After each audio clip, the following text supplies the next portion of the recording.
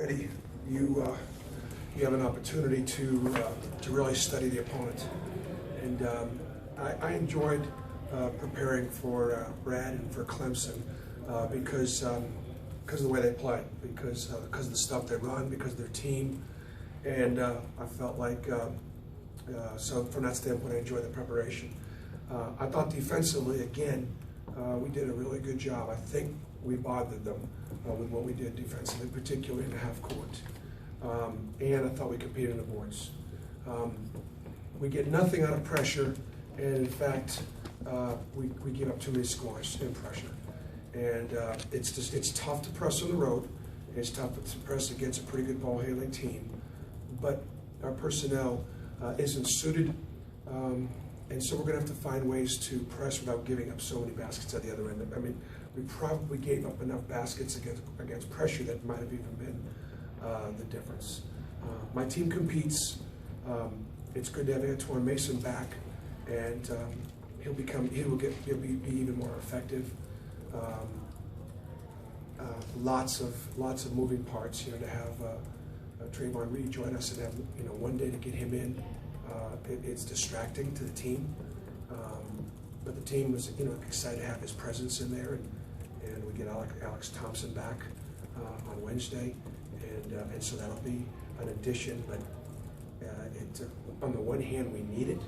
On the other hand, it does sort of stunt your growth presently. But and then finally, obviously, in 8 games, we've been on the road 3 and 2 neutrals, and so we put a very, very difficult schedule. And we go home now, and we've got some opportunities that we got to take advantage of. Talk about Bowers breaking out of the slump tonight, Coach. Yeah, he's a great kid. Sometimes he does the darndest things that make you wonder if he's actually allowed to do that stuff. But I'm a player's coach, and what that means is I give my players some freedoms, and as long as he plays hard and he gets 12 defensive rebounds, and you know what, he didn't turn the ball over, and he shoots 7 for 15, and he's a talented player, and I'm gonna let him go a little bit. He was active. I think that this is a great example, and this isn't the only example. Simeon has to work he has to work really hard academically to be successful. He had a good semester academically, but I'll tell you what, there was a lot of work and a lot of pressure. And I really think the culmination of, and I think fans sort of forget that. It's not the fans' fault. But I just think he was, concerned about a few classes, and you know what it's like to have finals. Remember what it was like to have finals? Well, you get finals, and then all of a sudden you get a game, and you get all this stuff, and he's a kid. Great to see him bounce back. Bruce, it looked like a couple of times when your team did reel them in a little bit, the consistency maybe just wasn't there to get over the hump. Is that what's missing right now? I do.